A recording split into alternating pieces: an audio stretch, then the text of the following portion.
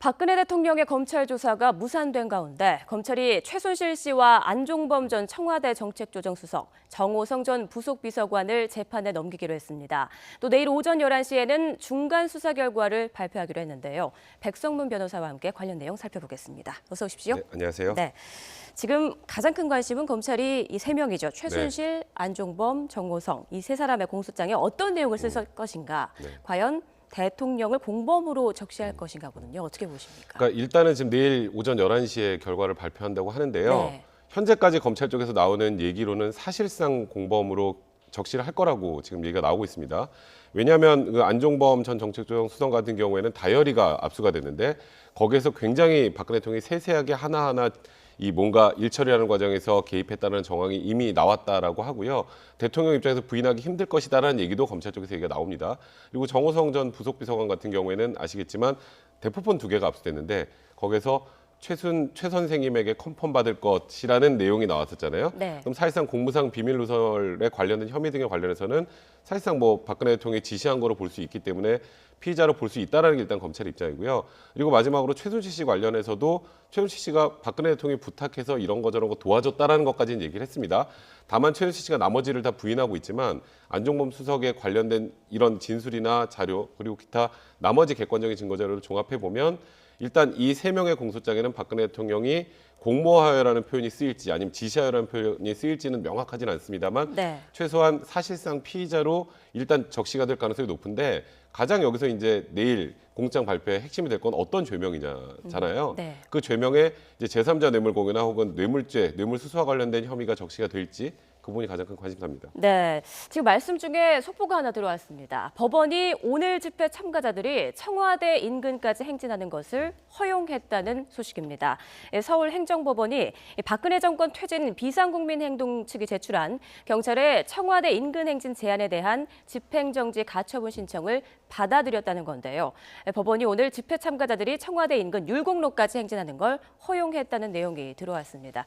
자, 이 내용에 대해서도 좀 부연 설명을 해주시죠. 사실 예. 지난 3주간 그 집회가 있었잖아요. 그때마다 경찰에서는 그 세종대왕상 이후는 넘어가지 못하게 계속 장소 제한을 걸었었어요. 근데 네.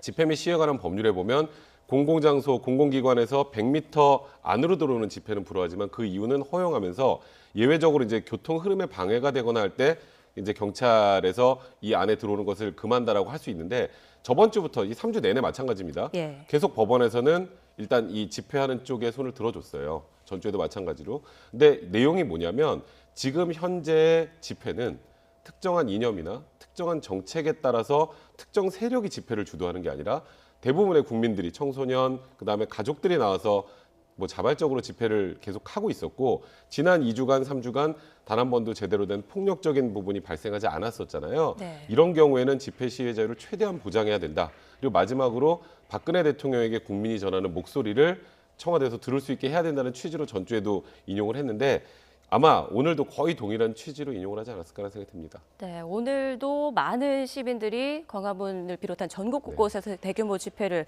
벌일 예정인데 앞서 우리 박근혜 대통령의 네. 죄명이 뭐가 될 것이냐에 대해서 네. 얘기를 나누고 있었습니다. 변호사께서는 어떻게 예상하고 계십니까? 저는 어떤 방향으로인지 뇌물 관련 죄목이 들어갈 거라는 생각이 드네요. 그러니까 일단 검찰에서도 그런 취지의 얘기들이 계속 흘러나오고 있고 사실 단순한 직권 남용 정도라면 안종범 전 조정수석이나 최순실 씨의 그 영장기재 범죄 사실은 직권 남용이었습니다. 네. 그 정도는 5년 이하의 징역형이니까 극단적으로 법원에서 집행유예가 선고될 수 있는 정도의 낮은 수준의 죄예요. 근데 아시겠지만 얼마 전에 대기업 총수들 전원이 거의 대부분이 비공개로 다 조사를 받았죠.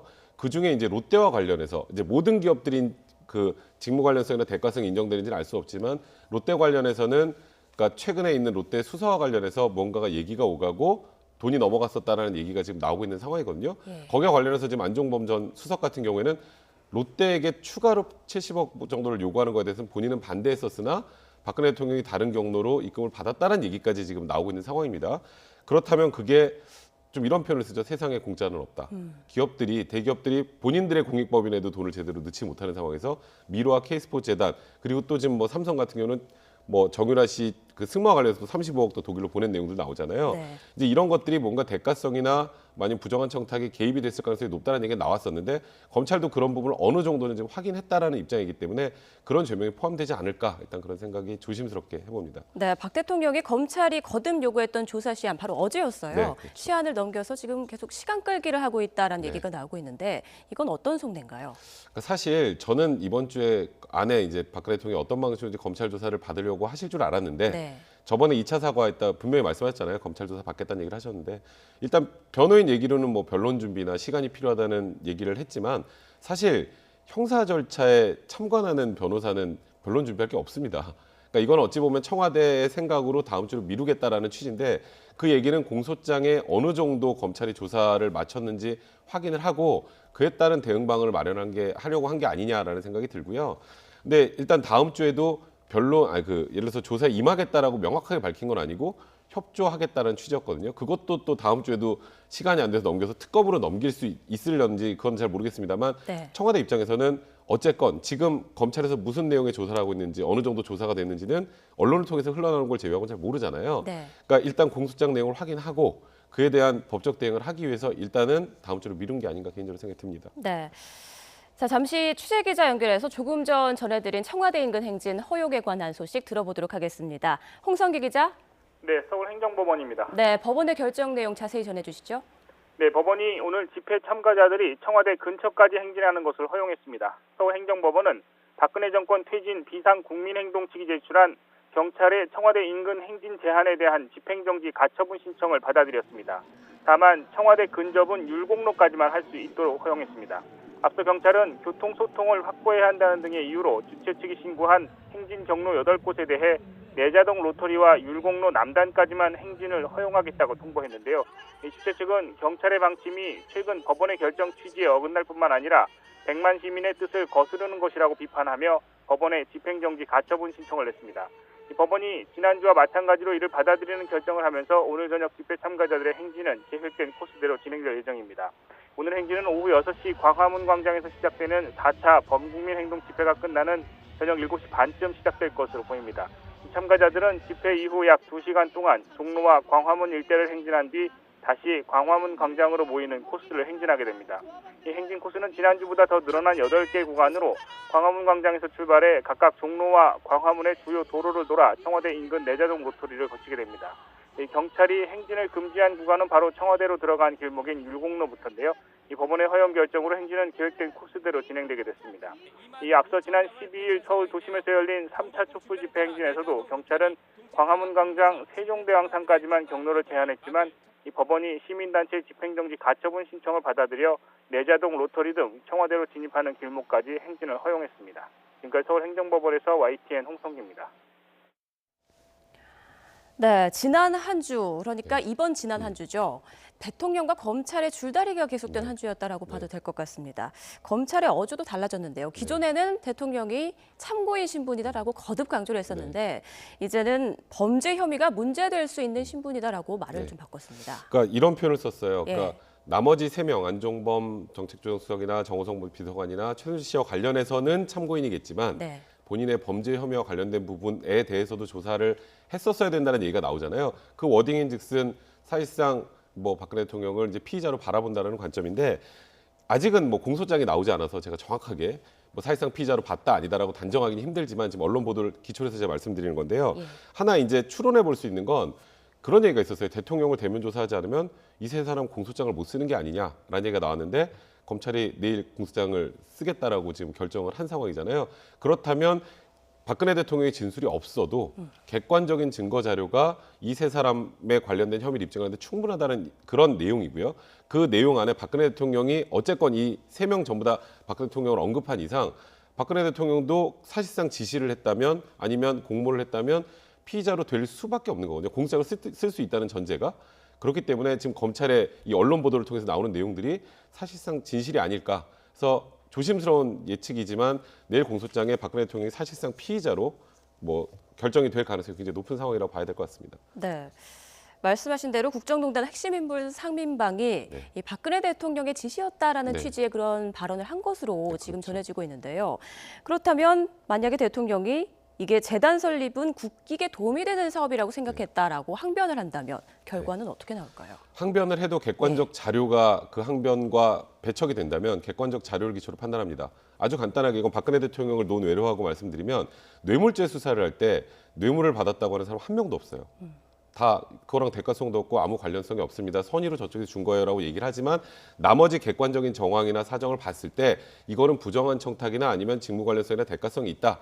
이렇게 판단이 되면 뇌물죄로 기소를 한단 말이에요. 지금도 그런 과정으로 바라보시면 될 것 같습니다. 네, 근데 대통령이 다음 주 조사에 협조하겠다라는 입장을 대통령 측에서 밝히긴 했지만 정확한 일정은 밝히지 않고 있다는 얘기죠. 그렇다면 더 미뤄지거나 아예 무산될 가능성도 지금 나오고 있는데요. 어떻게 사실 보십니까? 그 부분은 청와대 뭐 더 올라가서는 박근혜 대통령의 의지입니다. 지금 이 부분은 검찰에서도 그냥 믿을 수밖에 없는 상황이에요. 강제할 수 있는 방법이 없습니다. 사실 아무리 피의자로 사실상 피의자로 전환이 된다고 하더라도 뭐 체포영장을 받아서 청와대로 들어갈 겁니까? 청와대 압수수색도 응하지 않는 곳이잖아요. 그러니까 현실적으로 박근혜 대통령이 자발적으로 나오지 않는 이상은 피의자로 신분이 전환된다고 하더라도 조사할 방법이 없거든요. 근데 이제는 국민들에게 약속하셨던 것도 있으니까 네. 뭐 어떤 일이 있었는지 국민들이 제일 궁금해하는 건 진실입니다. 그러니까 진실 앞에 좀 당당하게 나와서 얘기하는 모습을 보고 싶어하는 거지. 지금 물론 다 모든 걸 법적으로 변호사가 내세워져서 이제 다음 주로 계속 미루고 또 미룰 가능성까지 제기가 되고 있다는 건 국민들을 너무너무 사실 비참하게 만드는 일이거든요. 이거는 박근혜 대통령께서 결단을 하셔서 다음 주 중에 언제가 될지 모르겠지만 비록 늦었지만 반드시 이 수사, 이 조사에는 좀 임하셔야 된다는 생각이 듭니다. 네, 일단 내일 공소장이 어떻게 나오느냐를 일단 보고 다음 주 수사 결과 또 지켜봐야 될 것 같습니다. 자, 이런 가운데 최순실 씨는 지금 자신의 형량만 좀 걱정인가 네. 봅니다. 차은택, 고영태 차은택이 나에게 죄를 덮어씌웠다. 네. 그리고 나 무기징역인 건가 이런 발언을 한 걸로 알려졌는데요. 본인이 많이 잘못했는지는 아시나 보네요. 예. 무기징역이라는 표현까지 쓴 거 보니까. 근데 이제 최순실 씨가 지금 하고 있는 진술이 과거에는 아무 얘기도 안 했었잖아요. 네. 아무 얘기도 하지 않다가 조금씩 얘기가 나오니까 뭐 심경의 변화를 있어서 어쩔 수 없이 진실을 말하는 게 아니냐라고 보는 시각도 있는데 전혀 아닙니다. 전혀 아닌 이유는 아직도 태블릿 PC는 본인 게 아니라고 부인하고 있고요. 그리고 박근혜 대통령이 얘기했던 것처럼 연설문이나 이런 부분 관련해서도 주요 국가 정책이 아니라 그냥 표현 일부만 좀 본인이 도움을 줬다라는 얘기를 하고 있다는 거는 이 공무상 비밀 누설에 관련된 국기농단과 관련해서도 본인의 혐의를 최소화하려는 거고 이제 제일 이제 좀 어찌 보면 좀 어이가 없는 부분이긴 합니다만 고영태, 차은택이 권세를 과시하다 나에게 다 뒤집어 씌웠다는 건데요. 사실 고영태 씨는 어쨌건 과거에 뭐 펜싱 선수를 했었다고는 하지만 뭐 유흥업소에 종사했던 분이고 네. 차은택 감독 같은 경우에도 과거에는 뭐 좀 유명한 뮤직비디오 감독이긴 했지만 사실 일각에서 이제 한물 간 그런 감독이라고 알려져 있었는데 어느 날 갑자기 이 우리나라의 정권의 한복판에 들어오게 됐잖아요. 네. 그게 누구 때문에 들어온 건가요? 최순실 씨를 모르는 상황에서 이분들 무슨 줄을 가지고 여기 들어올 수 있나요? 그러니까 지금 일단 이 얘기를 하는 건 결국은 본인이 돈을 받지 않았다는 취지 얘기하려고 하는 거예요. 이 두 명이 다 알아서 해먹었다는 얘기를 하려고 하는데 지금 나오는 과정에서 보면 미르나 K스포츠 재단 외에 있었던 뭐 더 블루케이나 비덱이나 그다음에 차은택 씨가 운영했던 여러 가지 광고 기획사 같은 것들도 실질적으로 다 지금 최순실 씨 소유라는 게 객관적인 정황으로 나오고 있단 말이에요. 그러니까 네. 지금 이런 얘기를 하는 건 오히려 본인의 형량에 더 악영향을 끼칠 텐데 아직도 어떻게든 변명을 해서 본인이 빠져나갈 좀 궁리를 하고 이런 얘기를 하는 게 아닌가 좀 안타깝습니다. 아직까지 진심 어린 반성은 하지 전혀 않고 하고 있지 있다는, 않은 거죠. 예. 이른바 최순실 특검이 또 국회를 통과했습니다. 아주 압도적 지지를 받았는데요. 이제 특별검사를 누가 맡느냐가 관건인데 이번에는 두 야당이 추천을 하죠. 네. 그러니까 일단 두 야당에서 어떤 분을 추천할지 모르겠습니다만 뭐 일각에서 뭐 이정희 전 통진당 네. 대표 얘기도 나왔었고 최동욱 전 검찰총장 얘기도 나왔었는데 사실 이 두 분이 하게 되면 문제가 좀 커집니다. 이거는 말 그대로 지금 여당 일각에서 주장하고 있는 것처럼 피해자들이 마치 보복하듯이 수사하는 것으로 보여질 우려도 있고 뭐 공정성 측면에서 문제가 있을 수 있어서 그 두 분은 일단은 지금 배제가 될 걸로 보이고요. 지금 이 두 야당이 생각하는 거는 검찰 출신보다는 이제 법원 출신의 이 전직 판사분들을 좀 선호한다고 하는데요. 2012년에 그 내곡동 사저 특검을 진두지휘했던 뭐 이광범 지금 변호사나 기타 다른 분들을 얘기를 하는데 이제 또 일각에서 걱정하는 건 이런 겁니다. 검찰 출신이 아닌데 수사를 총지휘하는 게 과연 가능할까? 그러니까 이런 부분들을 굉장히 고민을 좀 많이 해야 될 것 같고요. 이제 야당 입장에서도 이렇게 특검 우리가 임명해놓은 특검이 제대로 조사를 하지 못하면 그와 사람 고스란히 야당한테 가게 됩니다. 그래서 네.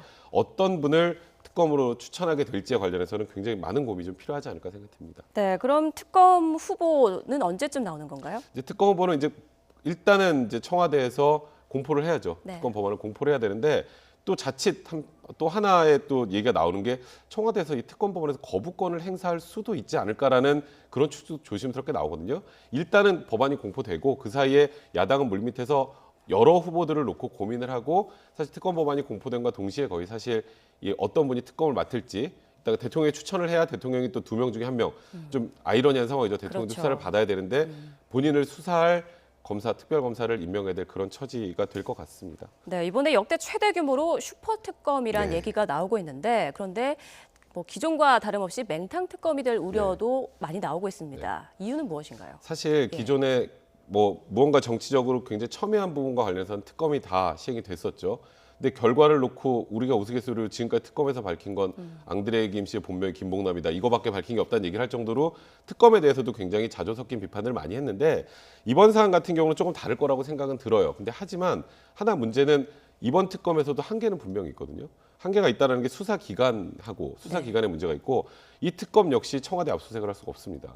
지금 청와대는 진실을 최대한 규명하겠다고 하지만 애시당초 압수수색은 뭐 여러 가지 법 규정을 근거로 해서 거부를 했었잖아요. 네. 사실 안봉근 전 비서관 같은 경우에도 최순실 씨를 태우고 청와대로 들어왔다 나갔다 했다라는 얘기가 나왔으나 아직도 참고인 신분이잖아요.